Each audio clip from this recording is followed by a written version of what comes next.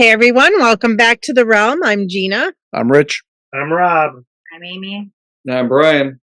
And we are here to start our spooky season.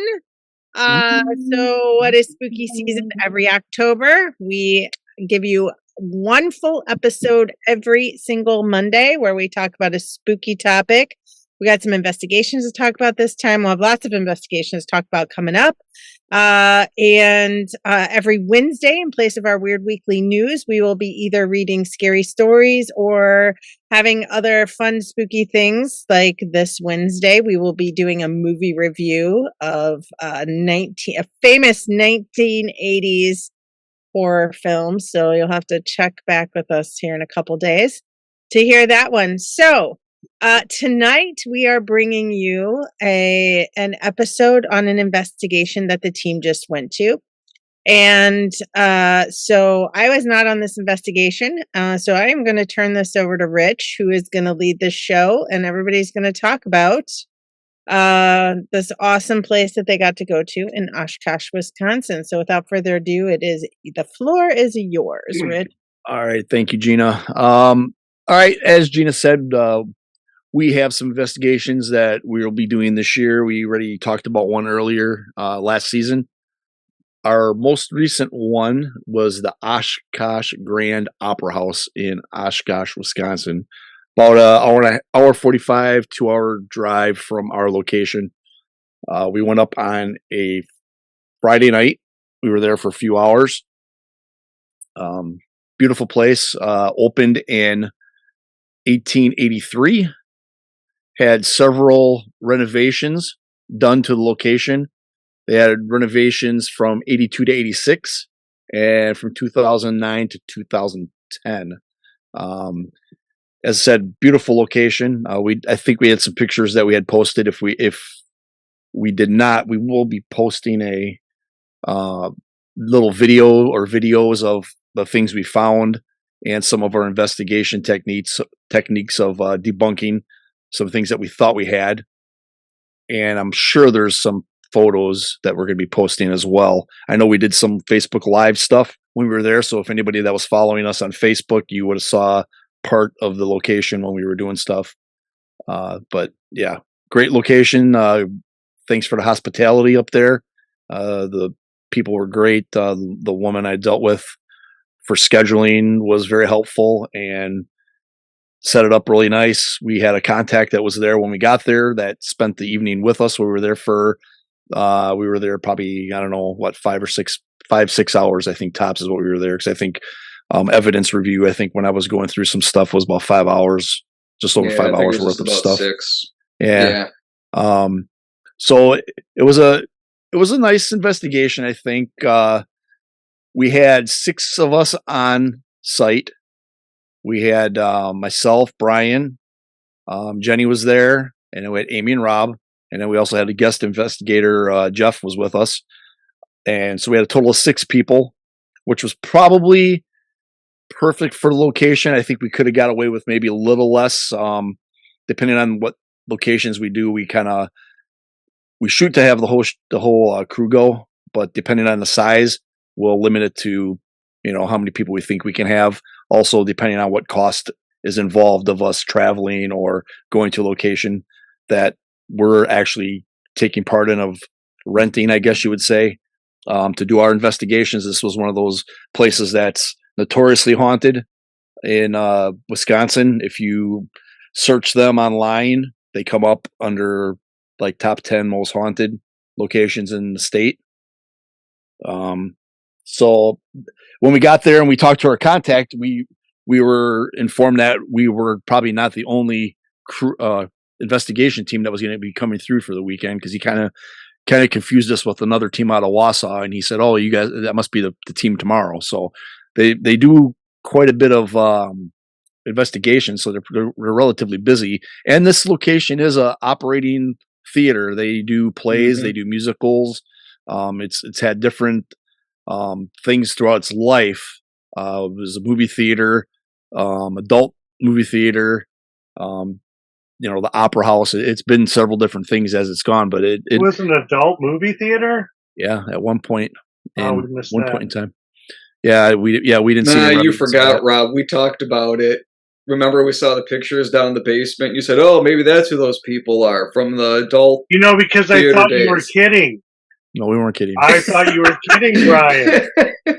I I wa- do remember talking about that, but I thought you were joking, and now it all makes sense. Wow, And that's how things go. That's funny. It And comes we full saw those circle. people. We saw pictures of people. There weren't Mhm. actual porn stars or anything in the basement. Not that we know Right. of. I mean, not that we know of. It wasn't. So we got there and we set up on stage. I think setup went well, guys. Do you agree? I think we did it in a timely fashion. In our past lives of doing this, we've done it, and it's taken time to do. And I'm not sure reasons why. We can sit and debate, but I think we had it set up pretty good. I think there's a few things we need to streamline a little bit, but I think that's with anything that you do, you're going to come across things that you're going to get better every time you do something. And being this was our team's second official investigation, I think it went rather well. I bet you we were set up within an hour of actually starting the setup, and I think we covered everything pretty well.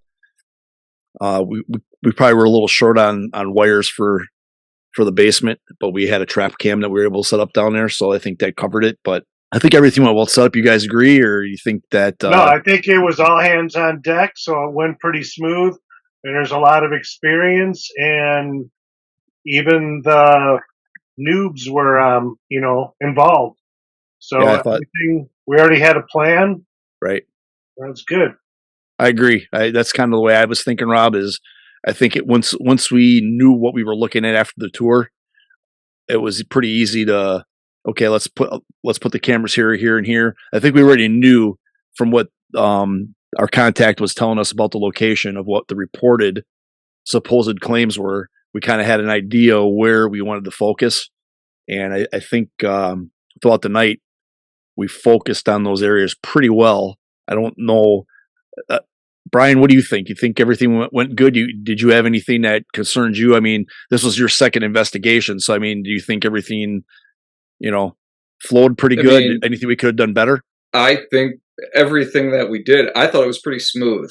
I mean, everybody kind of knew what the responsibility was. As soon as we started setting up, and you get all the cameras out, and once you get to that general setup, and then you could actually set up, you unpack all the gear, you do all of that. Once we knew where we wanted things, like you said, Rich, we kind of knew where we wanted things, and it was just the right amount of coverage for probably what we would have done anyways. But once we started to do the setup, I felt like that went pretty quick, and we were able to, if there was issues, we were able to correct them quickly and move on to the next thing. I thought it went pretty well. I mean, I'm blushing a little bit because Rob said I was a noob and I did well. So I want to point out that Jeff, our guest investigator, Well, yeah, Jeff was there also. So I thought he did real well. He could have easily went into that, I think, being timid and not, just kind of standing there with his hands in his pockets and was like, should I do something? But I mean, he was right hands on, and he was into it. I mean, he handled it well. Amy and Rob, when you guys, before we got there, did you guys do any research, or did you guys look up anything about the theater before you got there, maybe you knew what you guys were getting into? Or No, I didn't. I don't know if you did. I didn't do any. I mean, I looked it up to see, if I was functioning, and I did read a little bit into it, but our host brought up a lot more that I didn't even read into. Mm-hmm. So Right. I did have some of it, and I somehow keep missing the adult theater part. But I think, I agree with you on that. And I know on our way up, and in the car that we were in, I know they were watching like YouTube videos of some of the stuff that was going on there. I think there was a couple news reports from different news outlets that were there talking to people about stuff, because they do like Halloween stuff up there as well. In fact, I think at the end of this month they're doing some type of like seminar thing where there's a group up there, a paranormal team that's going to go in and do like a sit down tell everybody about things. How do you do this? How do you do that? There's going to be a little investigation going on, things like that. So I mean, the place embraces its, reported paranormal history. Brian was in my car, so I know he knows what I'm talking about. I think some of the stuff that was brought up when we got there, we knew about. There was probably a couple of things that were kind of a surprise to us. But I mean, out of the stuff that we were reading, because I think we all kind of saw the same thing. If you looked it up online, it was Right. all pretty similar things. We had all the standard stuff. There's going to be a lady in a blue or a white dress. Pick your color. These places always have a lady in a dress for some reason. Right. So you have all that basic stuff that you always get. But like Rob said, our contact, I think the things that he was able to tell us that weren't on any of those lists that you find online, those were the really interesting ones. And those were the ones later on in the night where, you have a little something going on. So I thought his information was a little bit more interesting than the stuff that we were getting online that, seems to be stuff that they publicize that is there. Right. All right. Well, I mean, I guess next is once we got everything set up, we decided to split up. Well, we did a Facebook Live and got everybody out in Facebook land up to speed with what we were doing, trying to drum up some attention to it. And then we split up into teams. It was Amy and Jenny, it was Rob and Brian, and then myself and Jeff. And myself and Jeff stayed at base camp first and watched the monitors. I'm kind of skipping ahead a little bit because when we had some stuff that came up during setup, but I think we'll talk about that as we get to what we found. We'll just kind of go with what we did.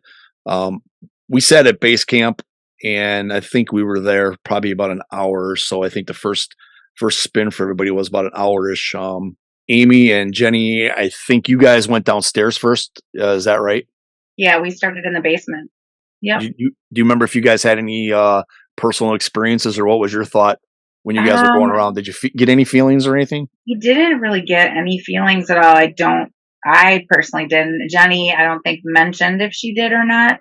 I'm pretty sure she would have mentioned it. Okay. So we just we went into the basement. We asked a lot of questions.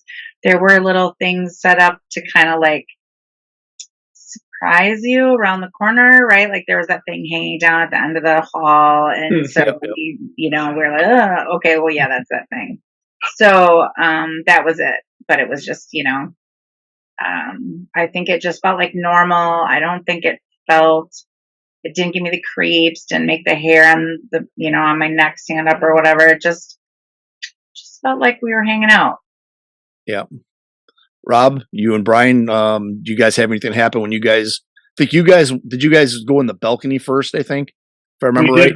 We did go up in the balcony, and there's actually, if you listen to the video, there's a lot of conversation about this investigation feeling like we're just hanging in somebody's basement when we got to the basement.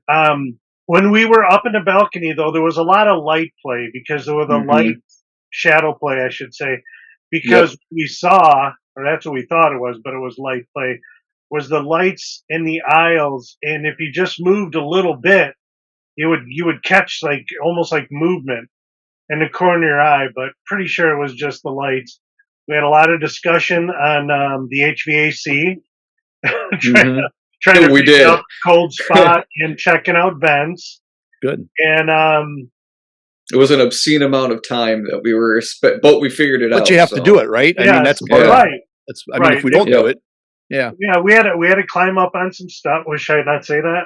We had to look at vents and decide whether or not they were speakers or return or the incoming air or whatnot. But we tried to debunk the cold spot he talked about in the very beginning. And yeah, upstairs, that was about the most of it. And then downstairs, it just didn't have a creepy feeling to me.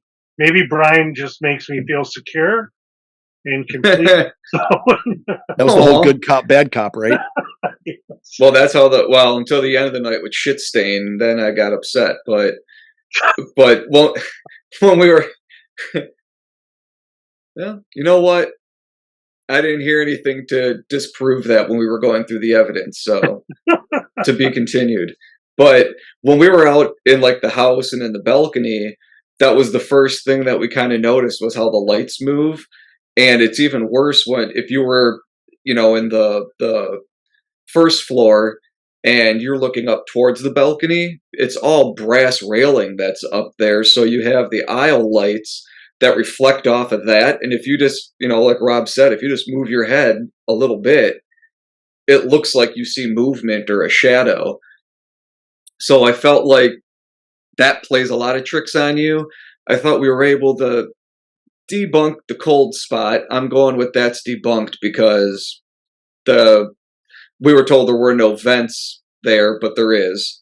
And there was also the claim that one of the theater seats in the front row was in the up position, or was it the second row? No, I think it was first or second, right on the end. Yeah, right on the end. Yep. That the seat was in an up position, and somebody walked up on the stage, heard the seat go down, it went to the down position, and then went back up, as if somebody got up and sat in it. Now, me and Rob tried to debunk that a lot to see if we could get a chair to move that way at all. We're giving it hip checks. We're bouncing it up and down. We couldn't get it to do that. So it's not something that we picked up on any of our evidence, but I felt like, we couldn't debunk that one. I thought for sure there would be enough play in that seat that it could flop down and maybe bounce back up, but not even close. So right, and I think the floors were pretty well solid. I mean, you didn't hear a lot of creaking or anything like that, so I don't know that could have been anything, people walking past and causing a seat to move or whatever. I mean, falling down I can get, but popping up and coming down back up. Like I think we were talking about, or you were saying, it was probably just they didn't see the whole thing and they thought they heard it, thought they, and it's your mind plays that trick on you that, well, I know I heard it, so it must have did this. And we also, now that you're saying that, I remember when we were on the stage and I think Jenny and Jeff were coming back from getting the baseline readings. I think they were coming back and you can hear, or they were doing the baseline readings, and you can hear them under the stage, wherever they were, open and close a door. And it sounded like, it sounded like when you're on the stage, it sounds like a chair. Like we looked out and said, oh man, it sounded like that. And then we said, oh, somebody opened and closed that door. So that was one of those things where you thought you heard a chair move or saw it, but it could have just been something else. Yeah, and that was a door that went to the orchestra pit, right? I mean, that was like a different entrance down in the basement that went to that orchestra pit. And we had several run-ins with that door where somebody opened it, didn't close it right, or we got there, we opened it, closed it, then went downstairs, it was part open again. We're like, what the hell? And I know we closed it, and it was just a matter of our investigators doing due diligence, opening and closing the door or whatever, and it just didn't close all the way, which was fine, because I don't think that was a report that door did anything. It was just that we thought it was loud. Weird. Yeah, and it was pretty loud, and it was brought to my attention that you can hear it. You can hear it upstairs, and I can get and probably where that is located at is towards the seating area. So I mean, it makes sense that if you're on stage, and you hear that, I could see where it would sound like that. I noticed. Anyway, myself and Jeff stayed on stage and watched the cameras and whatever. And there was we didn't really have anything happen when we were up on stage at base camp. We wandered around a little bit to just check out different things. You get a lot of outside contamination. You can hear stuff going outside, but I think it's a party town, college town. So but I think that it's outside. It's not a question as to where it's coming from. I know you guys spoke on it when we talked, and I know that we said something too, that when you're up in the balcony or out in the house seats, you can hear everything that's going on stage, which is part of the theater. I mean, that's why they're made the way they are, for the acoustics. But vice versa, when you're sitting on stage, we could hear you guys talking, but we couldn't hear what you were saying. Every now and then you could tell somebody was saying something, but could not really hear what it was. But vice versa, when we were way up in the top, we sat way up in the top corner, and Jenny and Amy were on the stage, and they were talking. We could hear everything, you know, and they were just talking. They weren't whispering, which we have the don't whisper thing anyway. They weren't yelling. They were just talking normal, and you could hear everything sitting way up in the top there. So the acoustics perfect. there, It's been great for a play. yes. One thing I noticed when I was watching, we'll go back to the Lady in White for a second. Mhm. When I was looking through the video and photos, at one point, one of the cameras on stage, I thought I saw something white up in that light booth or sound booth up in the very top where you guys were checking the AC. Yep.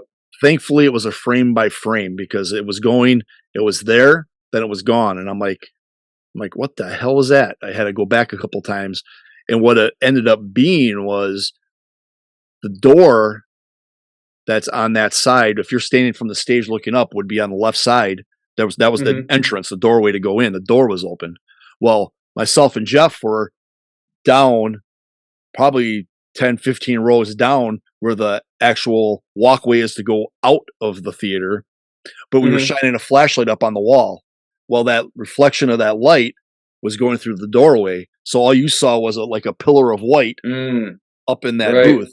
So if you didn't see the picture before, the picture after showing me and Jeff, all you see is all of a sudden there's something white there and then it's gone. Sure. But I thought that was kind of interesting that it made me take a double take because I was like, wait a minute, what did I just see? That doesn't belong there. And it took me a second to realize, okay, I can see Jeff from who I couldn't tell who it was, but had a flashlight and you could see the light beam on the wall and it was heading that direction and you could tell that that's what it was. So that was something that was interesting to me, I thought. Yeah. I mean, we had a few of those in this investigation where they were head scratchers and they were driving us nuts. And then you get all of the context with all of your video. And once you get the full picture with all of the coverage that we have, we're able to debunk and figure out some of these oddities that we pick up right away. So like that pillar of light, if you don't have anything else to go with it, it's hard to get the conclusion. And we had a few of those things where you just couldn't figure it out. And then once you get everything to create a picture, we're able to figure it out. I think once we were able to split up a little bit and did different things in the basement was interesting. I didn't get any really strange feelings at all the whole time we were there. I'm gonna back up for a second because I know Brian wants to talk about the one, and we'll get to that one that we had. But I think when myself and Jeff were down there, when Amy and Jenny were down there, and I believe when you and Rob were down there, I think the general consensus is that we didn't have any real weird feelings, and I believe we came up from that going, there's nothing here. We're not getting anything. It's just it was so quiet down in the basement outside of that one light that had a bad bulb or ballast or whatever it was inside of it that was making that. It was an exit sign. Yeah, it was making a clicking or a popping or whatever the hell noise it was making. Yeah, like SOS. Outside of that noise, it was pretty freaking quiet down there. You didn't get a lot of outside contamination, at least not in like where the dressing room areas were.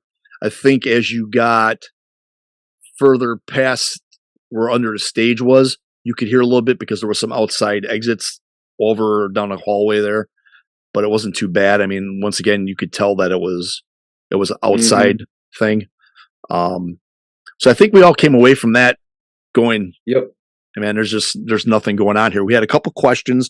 There was there was a piece of napkin or cloth that had the bloody napkin. Yeah, that bothered us for a while until Rob figured that out. But let's go back to the beginning just for a second. When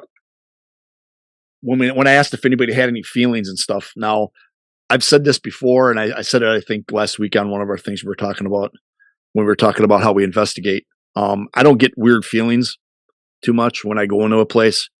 I'm not one that goes upstairs and comes down and just goes, nope, I'm not going in there because it's freaking me. I'm not one that does that. I don't ever get those feelings. I've never had it happen to me.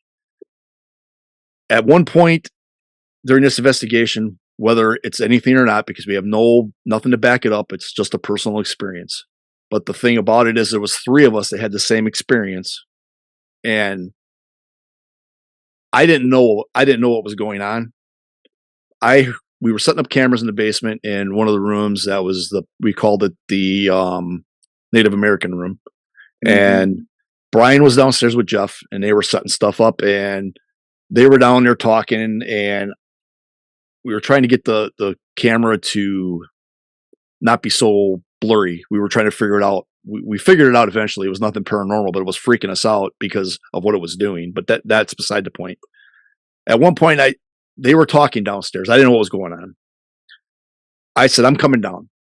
I got up, went down the steps. The minute I stepped into the basement, all the hair on my body stood straight up, and I just kind of got like this heavy feeling, and I was like, whoa, I had to stop. I'm like, whoa, wait a minute. This is weird because I've never had that feeling before.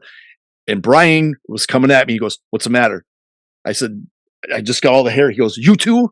He goes, yeah, we're feeling the same thing right here. And I didn't know that when I came down the steps. He goes, yeah, it's right over here. And I'm like, this is crazy. And we don't have all we have is a photo that he took of our arms at the same time with every hair on our body standing up.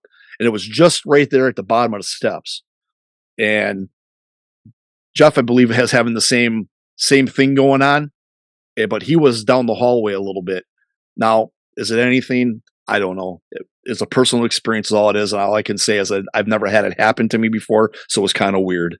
There was some EMF fluctuations there, only in a couple locations, because up on stage right, there was that's where all their breaker boxes and stuff were. So if you were downstairs in the basement, which wasn't right where that was at the bottom of the steps, it was a little bit, they have a stage door with a spiral staircase that goes up, and it pops up on stage.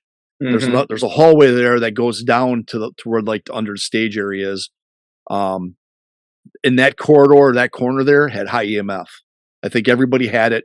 I don't know that we all talked about it, but I noticed listening to the evidence. We had a conversation about it because it lit up in the hallway, didn't it, Brian? It lit up in the hallway. Now, in the Native American room, though, when we had that experience, we didn't get, that was the weird thing about it. We didn't get any readings whatsoever when that happened. I mean, so when we were setting up that camera, I'll tell you my side of that, because when you put the two pieces, yeah, because it's kind of wild. So when me and Jeff I'm in the Native American room. I have you on speakerphone because you're watching the monitor. So I'm in the room and I'm making the adjustment to the camera. Jeff is standing in the hallway. I'm making adjustment to the camera, and electricity was that's what it felt like in my whole body. Now, if anybody's ever done a doorbell before, and you're replacing your doorbell and you touch the power wire there, it's going to give you a little tickle. It was like that, but more intense and everywhere. You could feel the hair stand up. And I said, when I was in the room, I said, hold on a second. I said, I'm feeling weird. I'm going to step out. So I walked out of the room. I think you were still on speakerphone, Rich, but I think I hung it up because I was going to go up the stairs by you to ask you if you saw anything when that happened. So as I'm walking towards those stairs, which is down the hall, I don't know, 40 feet maybe from where that room was, give or take. Yeah, no, I don't know if it was that far. Maybe 20. Say 20. Okay, let's go. So 20 feet. Yeah. I'm walking towards the stairs. You're coming down. As soon as your feet, as soon as both of your feet touched the ground after that last step, you stopped and put your arms out and said, holy shit, every hair on my body just stood up. And that's when I was kind of holy shit, because I didn't say that. I said was, Yeah. All I said, and Jeff didn't know either, all I said was, I feel weird. I didn't say what it was. And it was like, as soon as you stepped off of that step, it like hit you like a wall. As you're saying that, and I'm taking the picture of our arms, we hear Jeff in the room now because he was in the hall. He was in the room, and we hear him go, "Oh crap! I got, all my hair is standing up." Oh no, he said, he goes, "I got chills everywhere on my body," and we were like, "No way!" And then we started going towards the room, and it felt like by the time we got in there, It was gone. it was gone. Yep. And then you took the readings, and we were still getting a 0.0 baseline for EMF.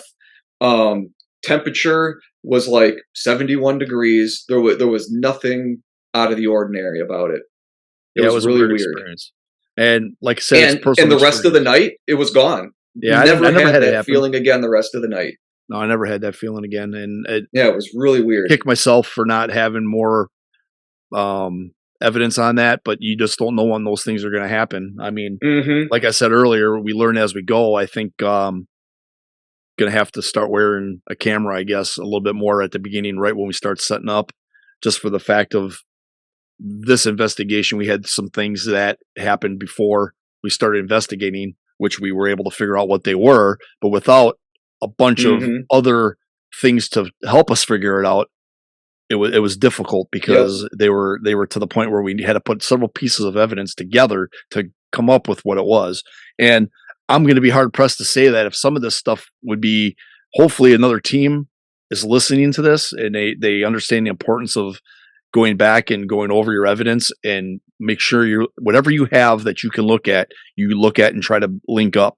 Because I would say that if we didn't have some of the backup evidence to verify stuff, we could very well, I mean, I think we were still on the fence with them, but we were on the fence that we didn't know what it was. And then I think that's what happens. A lot of teams hear a noise, and if they don't go deep enough, you're going to be telling people you got paranormal activity or you caught something when you didn't. So it's real important to do that. And I think I did anyway, from this investigation to try to make sure I have like a body cam on or something like that with me, or a camera with me the whole time we're doing stuff, just because you never know. And if it's going to make it easier after the fact, I mean, why not do it? I mean, and this one showed me that for sure, because I'm like, man, I thought we always brought recorders around during setup the whole time. We did have we had voice recorders, but I'm thinking on video. Now we got those. We got those body cams. Exactly. Yeah. Yep. I agree 100%. I mean, it can't hurt because, man. The thing that I learned was just that no matter how great the EVP is, if you don't have at least some sort of video during that time, it's going to be sketchy at best, because the couple that we had, if it was just EVPs by themselves and we had no other video, we would be like, wow, these are amazing. But because we have the video to go with it, we were able to debunk that. So it's like having that body cam to always constantly have a video going to go with any audio you get.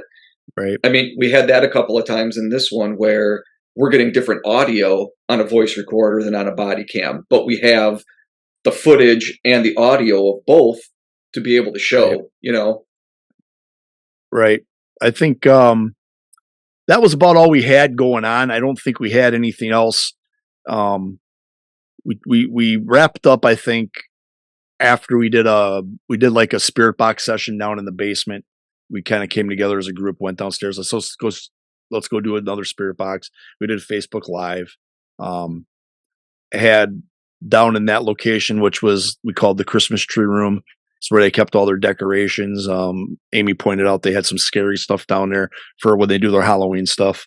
Real low ceilings. Hit my head several times. I heard everybody else hit their head too, because I could hear it on the recorder. Dunk. So I know every one of us had our head down there at some point. Underneath the stage, we did. Yeah. It was because you didn't see those damn pipes coming. But the only thing we were able to put down in there was a trap cam, which was something new that we were trying, and a voice recorder with it. But we did a spirit box session right down there, and then we went upstairs and we wrapped up. I think we left there a little disappointed, because we thought we didn't get anything, and we thought it was just, stories. Because I know that we went back to the chaperone or the person that was there with us from the theater, and asked him some questions about some of the stories he told us, because we were trying to piece together some of the timelines of things that he said happened down in the Native American room. And I don't know if there was another question we asked him, but we were trying to, as investigators, we listen to the stories of what the claims are, but then we have to try to figure out another theory behind it, because we're not going in there and if someone tells us it happened, we're going, oh shit, he said it happened. It's a ghost. We're there going, okay, they said it happened. Let's figure out what it really was or what it could have been. And I know you and Rob, you guys beat it to death down there as to what happened first. Is it who heard the story and then it takes on a life of its own, and now the whole place is haunted because someone thought, and that was great. I mean, I love to listening to you guys go back and forth on that, because you guys really, you were thinking, you were trying to piece it together, and we even went back Rob, and asked we should do a podcast. Yeah, right. Maybe we should think about it. Yeah. So before we left, we asked him, say, hey, when did that happen? When did the Abba thing happen? When did the thing in the Native American? What were the timelines? Because we're trying to piece it together. Was it recent? Yeah. Was it 1940s? What was it? Because I know one of the claims was something with that spiral staircase. Original claims were that somebody got hung on there or got somebody got killed there. And the guy said, I can tell you for a fact that didn't happen because the stairs weren't there till the 70s. So it couldn't never happen. But it was a story before that everybody told that somebody got killed on that. Well, it never happened because the stairs weren't even there when they said it did. And coincidentally, that was in that same spot I was telling you that had all this high EMF, which, as we all know as paranormal investigators, raises that thing of, fear cage, paranoia, things like that. So, I mean, you never know in that area. But I think when we were done, we left there, packed up. Everything went pretty good packing up. As I said before, I think it was a good investigation as a group. And then we went back and we started doing the evidence review. And we came across several things right away within the first 15 minutes, which when we were setting up, which that's what I was saying about having a video camera on or a body cam on.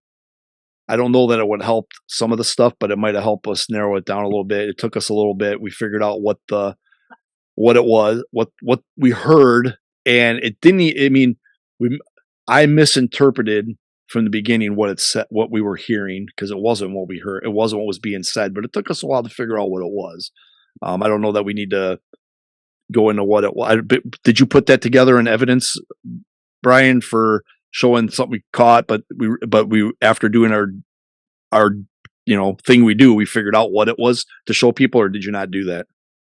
I'm going to put that together just to kind of show, here's what we caught, here's how we did it. We thought it was, and right. It's easy for us to do this and people to sit at home, and I'm one of those people to be skeptical because I'm a skeptic and go, they said they caught it, big deal.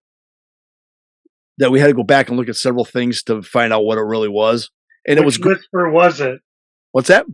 Which whisper was it? It was Rob saying, Siri, call Gina. But, and Rob from the beginning said, I'm pretty sure it was me. But we could have went with that. And it was easy to go with that because we were all like, it said Gina's name in there. There's no way it could be anything else. But we didn't have anything to go one way or the other for sure. I mean, I think even if we went ahead what we had, we would have erred on the side of caution and threw it out because we were like, there's just no way it could have been anything else, because we were gonna reenact it. We were gonna do everything we could possibly do to figure it out. Once we got once we got the camera view, it became quite apparent exactly what it was. And it was Rob in his phone telling Siri to call Gina. And why were you guys unsure? Exactly. Why were you guys unsure if it was that it was me talking? If I said, because without video, we remember exactly. No. Here's how kind of the thought process went, because in that clip, you hear Rob, you can hear you say, "Do you want to call the boss?" And then you hear Rich talk about getting the manuals, and then you hear, "Easier to call Gina." Right. And it's a whisper, but when we were setting up the voice recorder that was picked up on was behind us, probably 4 feet behind us on a table, and it sounded like that whisper was right over that voice recorder. So when you went without the video and just hearing that, I was the closest person who was to that. So I thought it had to be me under my breath saying, "Easier if we call Gina," because you had asked, "Do you want to call the boss?" So right away, the context isn't there that it could be you, or because we know it's not Rich because it doesn't sound like him. I The was still whisper talking. doesn't sound like you. Yeah, because Rich was still talking. The whisper didn't sound like you, Rob, because it was such a whisper, and it was so close to the voice recorder that it seemed like it couldn't have been you because you were the furthest away. So it only could have been me. So then once we got that video footage from the camera to look at that same time, the first time I watched it, I'm watching myself to see if I turn towards the recorder, and I do. So I go, "Well, it's not me." Then, as I'm watching the video, I hear it again, and I'm facing the computer and facing Rich. So I was like, "Holy shit." You could hear that whisper on the camera that was up in the balcony. That was our balcony camera shooting at the stage, which, how many feet away would you say that was? Had to be at least 25 feet away, if not more than that. It was more At least. It was more than that. Which Yeah. that's the one that got us going. There's no way that it could have. Yeah. There's no way that if it was on the stage and it was something that was only caught whispering on that voice recorder, that you could have heard it on that too. There's no way. But then that's when Right. Brian noticed. Well, I think we asked Rob. We said, "How did you call Gina?" And the minute he did it, Brian was like, "It's Rob." And then I watched the video, and you line it up, and it is. But without that camera view, we wouldn't have known. We would be just keep on guessing. Well, it's one of those little things about when you're reviewing the evidence, because once we got that whisper that we thought said easier to call Gina, Right. that's where all the focus was. It was Right. literally the day before we all came on here that I was listening past the whisper, and I heard a female voice. So then I had to sit there figuring that out, and I went, "It's Siri, it's somebody's phone saying, calling Gina." So then that's when I thought, well, if somebody's phone is saying that, somebody had to have prompted Siri. So then once we got the video, and I can look at each of us, what we were doing when the whisper happens, once you get to Rob, you see his phone go to his face, and then boom, it all comes into focus. And it's, "Hey Siri, call Gina." Right. And we learned Just confirm. You'd like to call Gina. we learned that voice recorder picked up Confirm that whisper so well that we have to keep that in mind, that Yeah, it we was thought that crazy. it was so close to that recorder, but it was really Rob whispering several feet away. Yeah, that was one of the other things we learned from this investigation is how sensitive the recorder is. And I think that we found that on a couple other pieces of evidence that we did find some stuff that is still making us that we can't figure out, and Brian's gonna put that together. But we had some other ones that we couldn't figure out. But the difference between the items are the ones that we figured out what they were. We had them on multiple devices, the exact same thing, and we were able to triangulate, so to speak, what happened. Yep. The ones that we have that we can't explain, we do not have on multiple devices that were in the same location. And I believe in 3 of them, it was all within a matter of feet. And I don't know how you would not, if it was and I think what it proved to us was if it was an external voice or something that a noise we were making, it was caught on everything. Okay. Right. Some of the stuff we have is caught on one device and not the other device that's like within feet of each other, which is odd. Is it paranormal? Is it a ghost? I don't know. But it's weird to me that you can have the things that we did find show up on one device out of several. I mean, actually, the one with Jenny and Amy is weird because it shows up only on one. Jenny has a recorder and a body cam. It's not on there. It only shows up on the voice recorder that's on the chair that they're walking towards. That's right next to the trap cam, which doesn't have sound, so I mean, we can't have it on that. But it's weird because they're only a couple. Amy and Jenny are only a couple feet from each other, and Jenny has the microphone, or she has a body cam and a voice recorder, and it's not caught on there, but it's caught on another voice recorder that's sitting right next to where they're standing. Yep. Which is weird. And it doesn't sound. It was just those two girls. It doesn't sound like it sounds male, I think, or childish. So it's not one of us guys. It's definitely not some. You can't say, well, it's us making noise somewhere. It definitely wasn't, and it responds to a question they're asking about what was on the chair. And then you and Rob were in the Native American room, and I know there's been a lot. We've been going back and forth on this one. Yeah, I've watched cameras with Jenny and Amy's. Yes, I just finished that one before we came on, the little video presentation for those clips, because we have the body cam and the audio. So I have those up in our Google Drive so you guys can see it, but that's something that we should be able to get that one out pretty quick, and everybody can go on YouTube and take a look at it and see for themselves. But that particular piece is interesting because it's Jenny's body cam that she's wearing, and we don't hear something on that, but we do hear something on the voice recorder. And on the voice recorder, you can hear Amy talking while this whisper is still going. So we know it's not Amy. And it can't be Jenny because on her body cam, we don't pick it up. If her body cam were to pick up anybody's voice, it would be her own. And we don't get it on there. So I think that one's kind of compelling just because it's hard to explain why we picked it up on one instead of the other. I haven't gotten to the next one that you were going into, though, with the Native American room with me and Rob. Yeah, the Native American room is another weird one. Same scenario. Shows up on one voice recorder. Doesn't show up on the body cam. Doesn't show up on the video camera, because we had a actual camera in there for the DVR. It's not on there, and that's closest to the doorway leading into the hallway, aiming in. It's on. Brian has a body cam on. It's not on there. I didn't look at Rob's yet. I'm going to look at Rob's and line that up to see if it was on his, because he actually gets up and goes towards the recorder where the sound is coming from. But I can see all the movement he's making.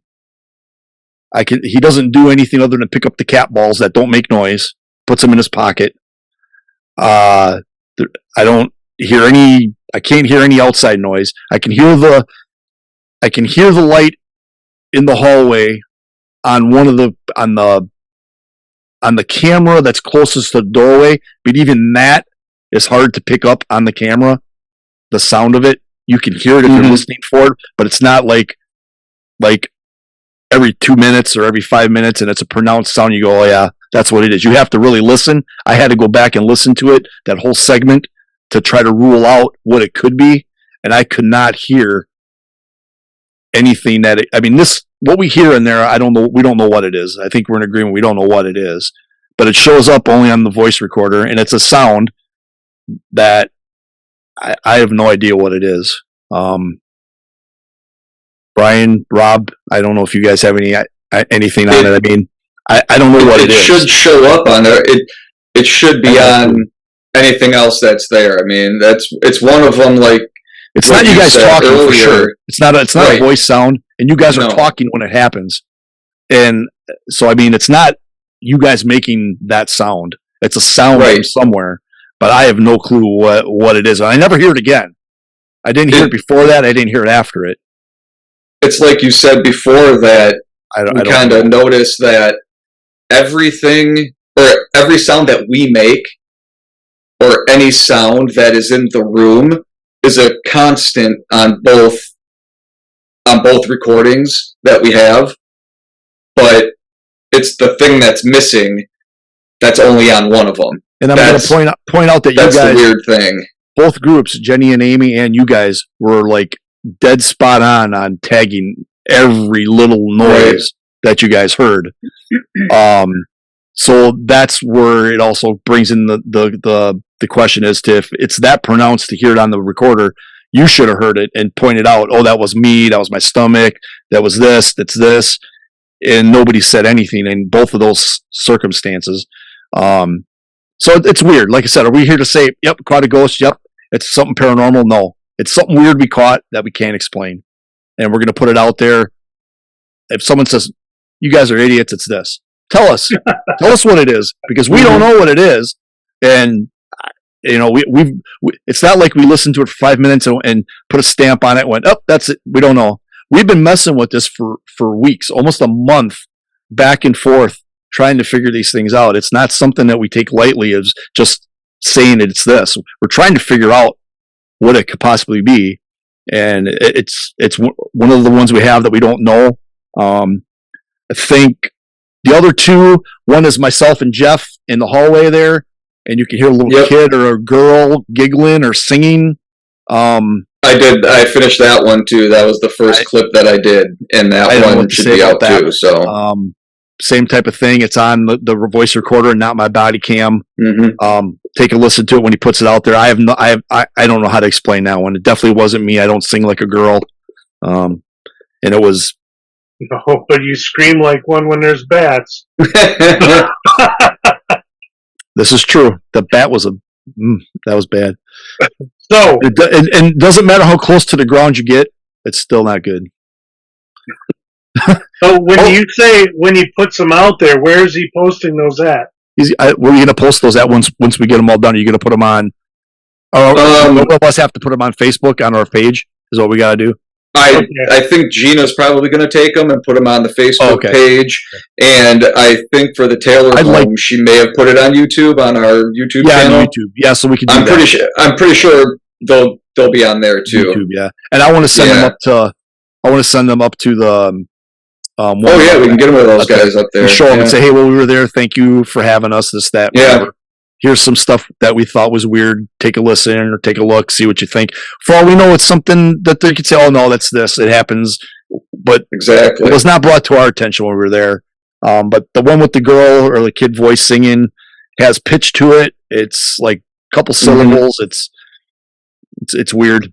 Right, but it just goes back to like the last episode where we were talking about even if you don't get a feeling or nothing really seems to be happening, doesn't mean you're not going to be catching any evidence. So always treat every investigation like equally. Don't, right. I mean, when at the end we thought that was it. We didn't have anything, but yeah, we still came up some questionable evidence.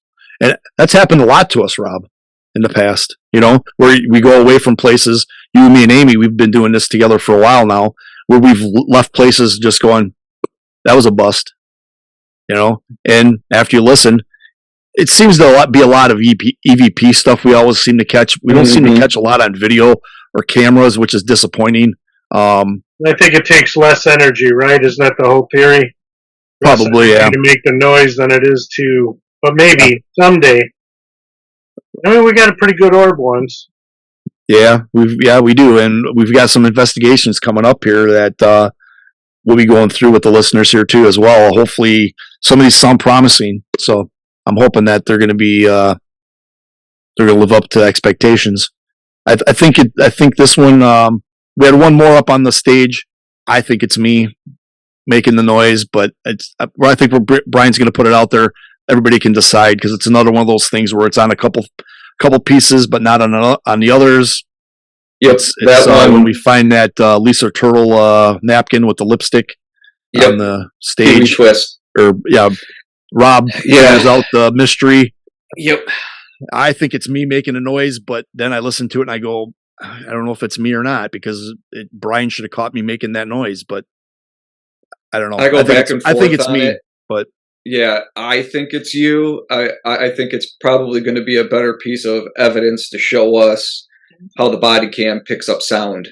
Sure. You Yeah, know, because we didn't have like it on the other I ones. think that's no, it wasn't. So, and Right. if it's your body cam, if it's picking up a sound that you're making, if you know, were eating or drinking something, that's Right. why I said the one with Amy and Jenny, where it's Jenny's body cam. If she were to whisper anything, that body cam would pick it up. You know what I mean? It's that kind of thing where Right. I it's agree. more learning about that body cam and how we're learning to use that evidence.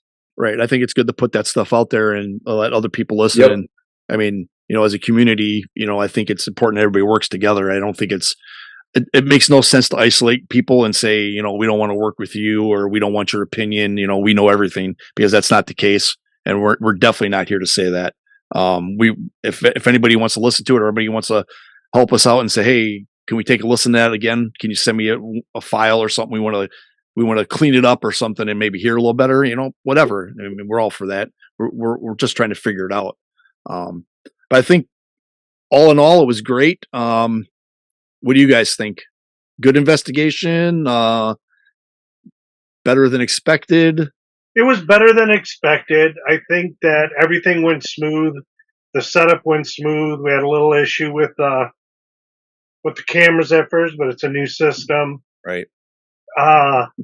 Breakdown went good, tearing down of the equipment, but yeah, it seemed a little disappointing without having a lot of, you know, pots and pans flying and apparitions chasing us and whatnot. But I mean, still, in the end, it comes down to a lot of good pieces of evidence, and it's, you know, it's not all cut and dry. Even though Right. we have to go through it, we're still, I mean, there was a lot of debating going on between. Oh yeah. It's Mhm. good. Absolutely. Yep. Good, healthy Exactly. debating and Yep. back and forth and Yeah. just digging through camera angles and Yep. microphones, Yep. and Yep.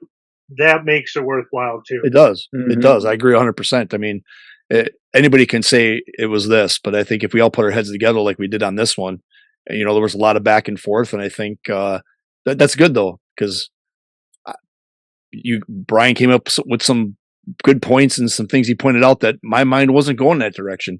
So you know, sometimes, you know, that's why there's 9 of us in this group, you know, so we can all put our heads together and figure it out. Mhm. I don't know. I think we should think about going back maybe after the new year once we get caught up with some other investigations. What do you guys think?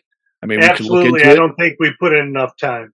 I think You know, we Yeah. I always overnight doesn't seem like doing one night never seems like enough. Like, I know we don't have that sponsorship yet, but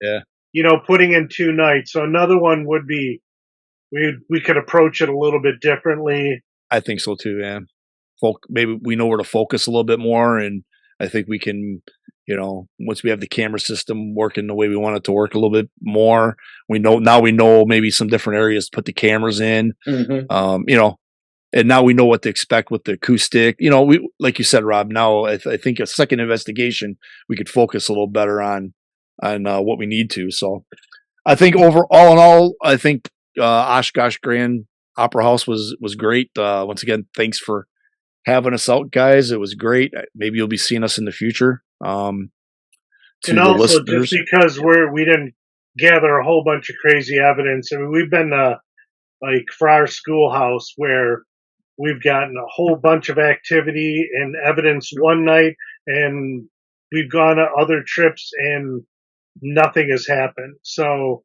I mean, don't let us deter you away saying that. Don't check out Oshkosh Opera yeah, House. by all Absolutely means, do not.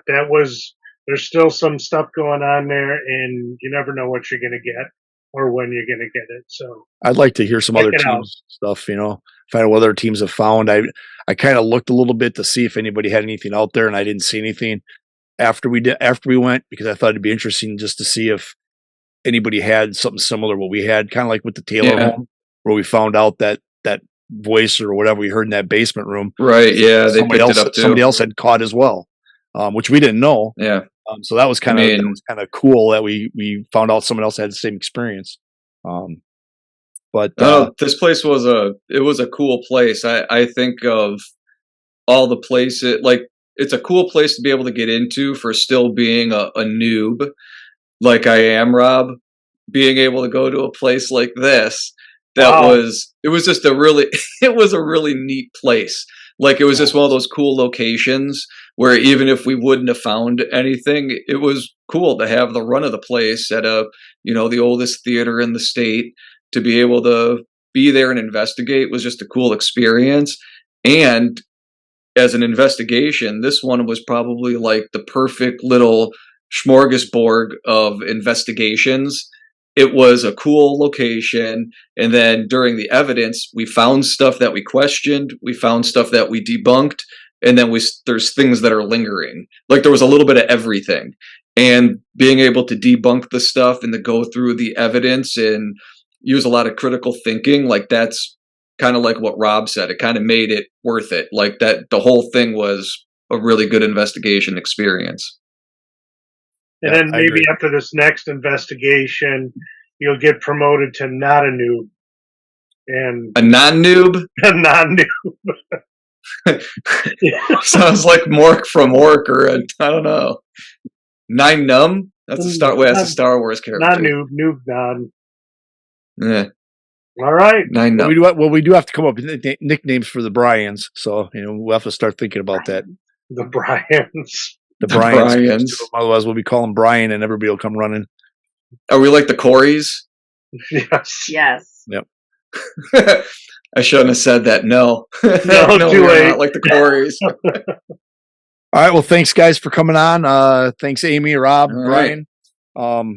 It was a good time. I know we're gonna have many more coming up. For listeners of the realm, we have a weird weekly news coming up Wednesday, as Gina said, and we're gonna go over a 1980s horror flick. We're gonna do that, and hopefully you'll be listening to some more of the TRPD investigations coming up. We have, I think, 3 more for sure, without going into details, before the end of the year. So that's going to be 3 more episodes you guys haven't listened to us talk, and hopefully we're going to find that elusive ghostly apparition chasing us around that Rob's looking for. That'd be great if we had something to show you. But anyway, thanks for listening. Thanks for watching on YouTube. And don't forget, if you need anything, contact us at it's all connected realm.com, and go to our Facebook page. And that's it. Everybody, thank you, and have a good night. Good night. All right.